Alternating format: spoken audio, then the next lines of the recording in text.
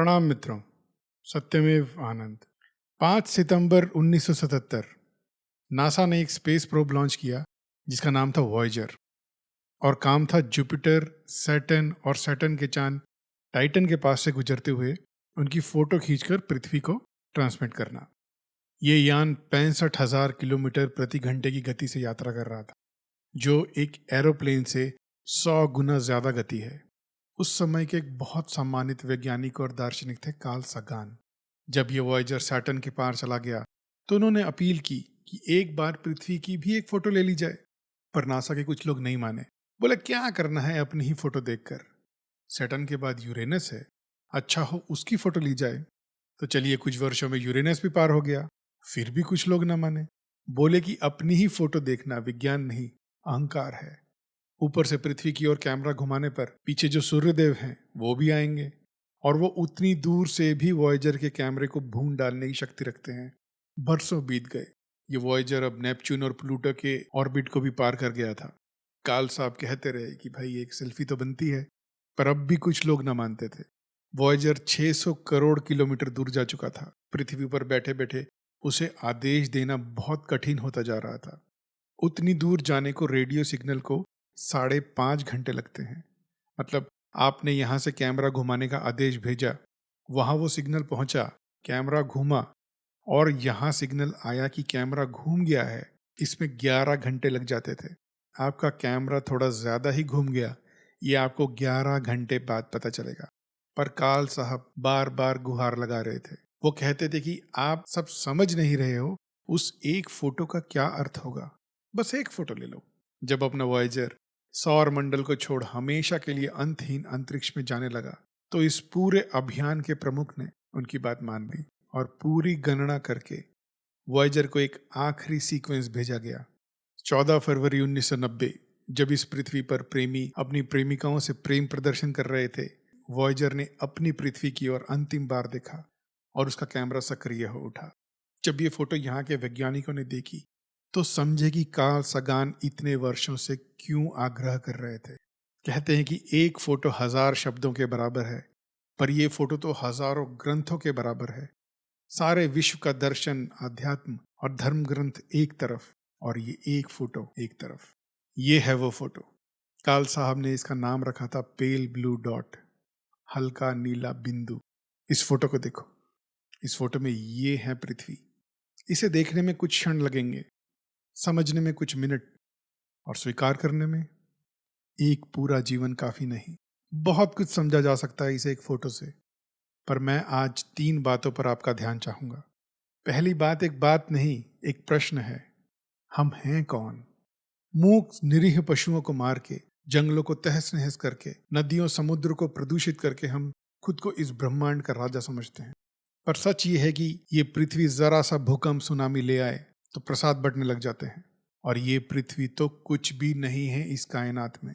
अपने बच्चों को अपनी छाती पर रखकर अपने 9 भाई बहनों के साथ उस सूर्य के चक्कर लगा रही है, जो खुद इस आकाश गंगा के सिर्फ एक कोने में है।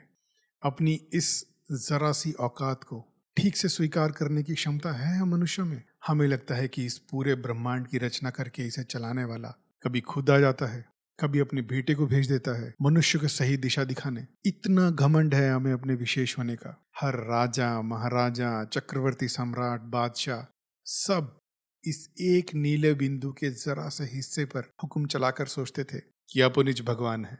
कितने ही दंगे, नरसंहार, युद्ध इसलिए होते हैं कि मनुष्य अपने अपने धर्म का, अपने अपने ईश्वर का अपमान सहन नहीं कर पाता। क्या अपमान करेगा कोई मनुष्य इस सब को बनाने वाले का। चलिए अब दूसरी बात पर आते हैं। अपने अस्तित्व की निरर्थकता की बात के बाद इसके सार्थकता की बात पर जरा कल्पना कीजिए एक विशाल रेगिस्तान जिसमें अकेले खड़ा है एक छोटा सा कैक्टस, या किसी चट्टान की पतली सी दरार में उगी हुई एक नन्ही सी कोंपल। क्या फर्क पड़ता है उस रेगिस्तान या उस चट्टान को इनके ना होने से? पर एक तरह से देखा जाए तो उस कैक्टस या कोंपल के सिवा दूसरा कुछ सार्थक है ही नहीं। अंतरिक्ष अनंत है, इसमें पूरी संभावना है कि लाखों करोड़ों ग्रहों पर जीवन होगा, जिनमें से कई हम जैसे या हमसे भी अधिक उन्नत होंगे। पर सब कुछ इतना दूर है कि शायद कोई हमसे कभी ना मिल पाए। और ये भी हो सकता है कि बस हम ही हो, कोई और हो ही ना। अगर ऐसा है तो इस छोटे से पत्थर, धातु और पानी से बने गोले पर ही कोई है जो इस अनंत संसार को समझने की कोशिश कर रहा है। ऐसा भी कह सकते हैं कि इस पृथ्वी पर ही इस ब्रह्मांड की सारी चेतना है। हम ना रहे तो यहाँ सब निर्जीव गोले लक्ष्यहीन चक्कर काटते रहेंगे एक दूसरे के। हम एक रेत के कण जितने भी महत्वपूर्ण नहीं, पर जो भी है हम ही हैं। इन दोनों बातों को एक साथ समझने का नाम ही अध्यात्म है। हम कुछ भी नहीं, पर इस पूरी दुनिया में आनंद का अनुभव हम ही कर सकते हैं। खुद को इतना सीरियसली क्यों लेना? बस आनंद करो। जिस वस्तु से आनंद कम हो उससे दूर रहो, और जहां आनंद हो वहां बेझिझक रहो। क्या हुआ जो थोड़ी पी ली? क्या हुआ जो कभी नहीं पी? क्या हुआ जो प्रेम हो गया? क्या हुआ जो कभी ना हुआ? क्या हुआ जो दिन रात मेहनत की? और क्या हुआ जो आधी नींद में ही जिंदगी गुजार दी? पर आनंद लिया, ये बड़ी बात है, क्योंकि इस पूरे ब्रह्मांड में आनंद हम ही ले सकते हैं। और अगर वो भी नहीं लिया तो भी कोई बड़ी बात नहीं। और इन दोनों बातों के अलावा एक सीख और है उस फोटो में। कोई भी दार्शनिक जिसमें थोड़ी भी बुद्धि हो समझ जाएगा कि ब्रह्मांड अनंत है, असीमित है। सीमित हो ही कैसे सकता है? और अनंत के आगे तो कुछ भी ना के बराबर ही होता है। ये बात हजारों साल पहले के संत ऋषि भी समझ गए थे। पर किसी चीज को सोच लेना एक बात है और उसे प्रत्यक्ष देखना एक अलग ही बात है। एक आदमी पहली बार प्लेन में बैठा, खिड़की वाली सीट पे।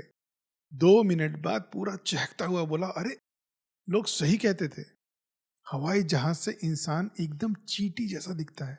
तो साथ वाला बोला, अरे विनोद, जहाज अभी उड़ा नहीं है, वो चींटी ही है। ऊपर से सब छोटा दिखता होगा, ये तो कोई कल्पना करके भी समझ सकता है, पर ऊपर से देखने पर अलग ही समझ बनती है। जो बात कभी केवल उच्चतम दार्शनिकों के बस की बात थी, आज एक साधारण मनुष्य के ज्ञान की सीमा में है। कोई भी इस फोटो को देखकर एक पल में इसके गुरुत्व को समझ सकता है। कुछ ही देर में उसका जीवन के प्रति दृष्टिकोण बदल सकता है। आधुनिक विज्ञान ने माइक्रोस्कोप, टेलीस्कोप और ना जाने कितने ही स्कोप से जो दुनिया दिखाई है, उसे देखो। हम वो देखने की जगह हजारों वर्ष पहले के ग्रंथों का मर्म समझने में लगे हैं। खुद तो उन्हें पढ़ नहीं पा रहे, तो कोई भी आकर कुछ भी समझाया जा रहा है। इस विषय पर मेरा वीडियो यहाँ है, देख लेना। इस फोटो से समझ जाओ कि विज्ञान तुम्हें क्या क्या दिखा सकता है। कितना उन्नत है कि सौर मंडल की बाहरी सीमा से पृथ्वी का फोटो ले रहा है। विज्ञान ही हमें आगे ले जा सकता है। इसे अनदेखा करके कोई आगे नहीं बढ़ सकता।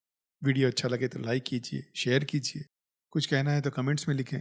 बात करने से ही बात बनती है। सब्सक्राइब कीजिए, चैनल की सहायता होगी। आनंद एकमेव सत्य।